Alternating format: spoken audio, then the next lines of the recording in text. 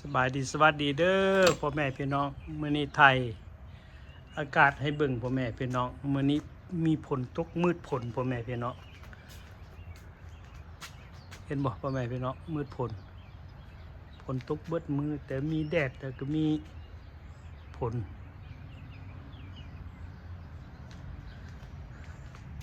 เช้านี้ก็ไปส่งเมียไปการเช้านี้พ่อแม่พี่น้องส่งเมียไปการกลับมานอนน้อยหนึ่งพอดีตื่นโพนพดังลืมมอดเมียนพ่อแม่พี่น้อง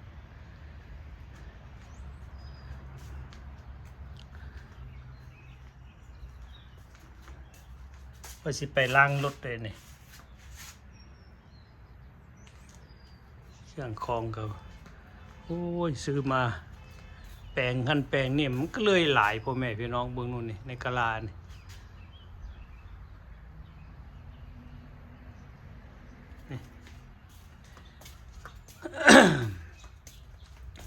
ซื้อจักรมาตัดไม้ก็โอ้ตัวแบบที่เขาใส่แบบคือมาซีนนั่นนะพ่อแม่พี่น้องแบบเขาใส่น้ำมันนั่นนะแต่ว่าจักรกันตัวขน้อยซื้อมานี่บ่ได้อันใส่น้ำมันเลยพ่อแม่พี่น้องเฮาอันนั้นเฮาสาดถ่านนั่นนะก็ตัดเข้าดีคือกันได้พ่อแม่พี่น้องเบิ่งเด้อขน้อยสิเอามาให้เบิ่งเข้าดี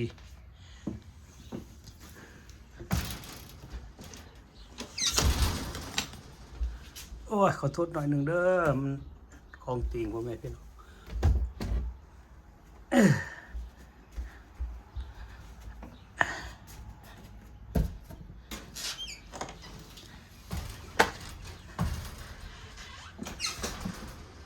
พอซื้อเมียนได้พ่อแม่พี่น้องตัดไม้ตัดตอกง่ายที่สุดตัวใส่ถ่านนี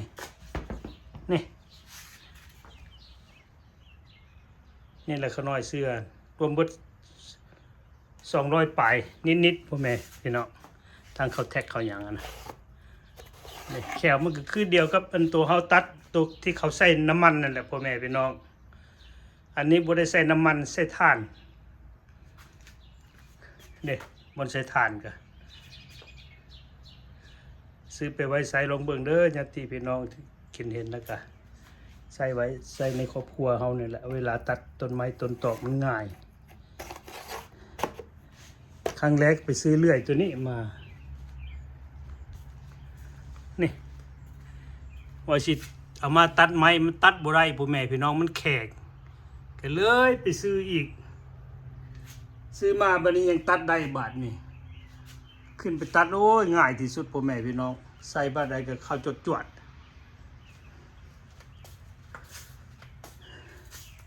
รถนี่ก็เอาไปแปลงกันที่แล้วกินนี่ผู้ดีเบิด2,400 กว่าพ่อแม่พี่น้องเพราะว่าเบรกเปลี่ย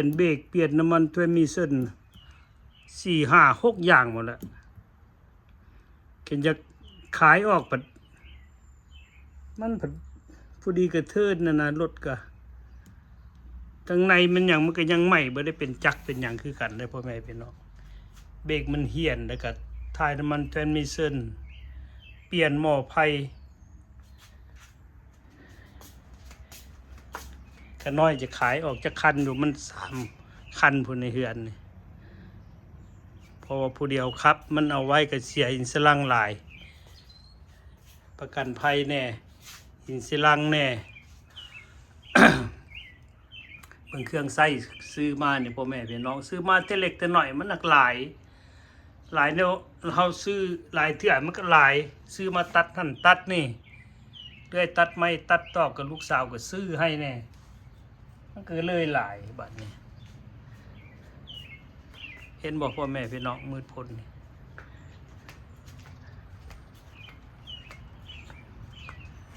ว่าหยุดสีสั้นๆเลยพ่อแม่พี่น้องจึงเป็นอย่างนี้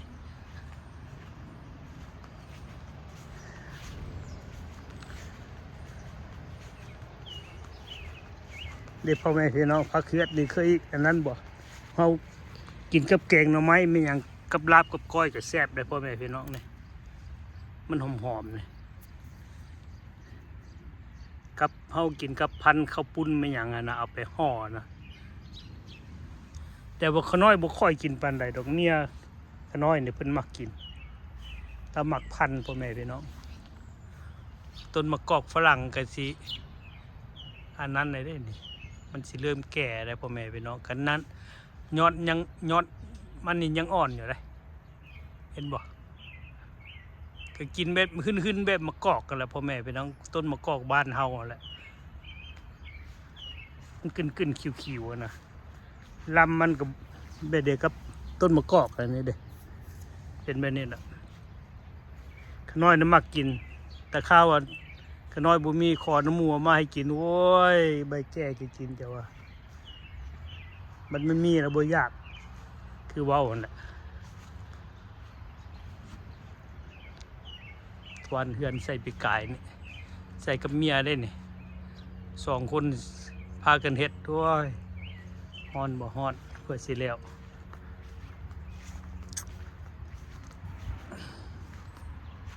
นี่แกว่าสิปิดเมียนได้เนี่ยเด้อเพราะว่าเฮาบ่ได้สู้ไสนะพ่อแม่พี่น้องกินถ้าแค่คนมาเฮือนเฮาก็ยังเปิดถ้าแค่คนบ่มาเฮากับเปิดแอร์น้อยนี่ก็น้อยติดใส่วินโดว์นี่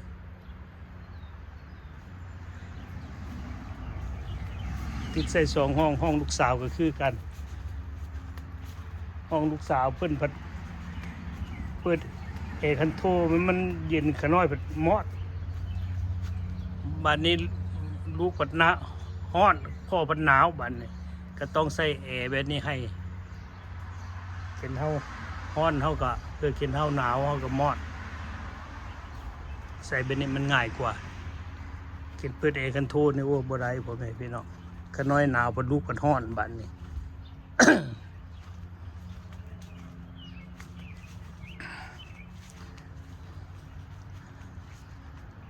อันนี้ต้นแอปเปิลเลยพ่อแม่พี่น้องปลูกกินหมากมัน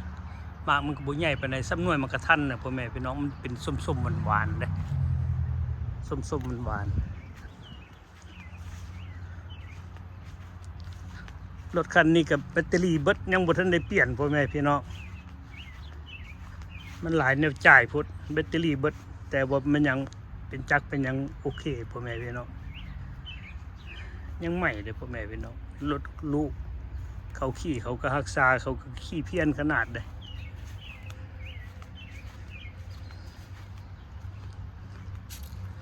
ตัวนี้ก็ท่อขาดพ่อแม่พี่น้องยังบ่ทันได้เปลี่ยนแปลงตัวนั้นแล้วว่างที่แล้วกี่นี้อีกสัก2-3 ที่เปิดจะไปใส่ท่อเอาไปใส่พร้อมกันบ่ได้พ่อแม่พี่น้องพอเฮากันน้อยกันหลายแนวจ่ายคือว้าวนั่นแหละแนว2 คนทำงานกินคนเดียวแห้งแล้วพ่อแม่พี่น้องคนเดียวนี่พอได้จะจ่ายเบี้ยวนะว่าซั่นเสียกินเจ้าสิเก็บได้กะทิศหนึ่งก็สิได้หลายปานใดเนาะเบี้ยวก็หลายบัดนี้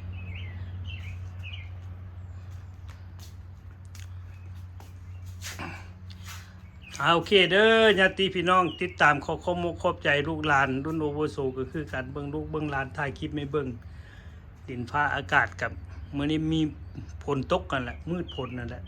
มุดแดดมืดอยู่ว่าซั่นซะ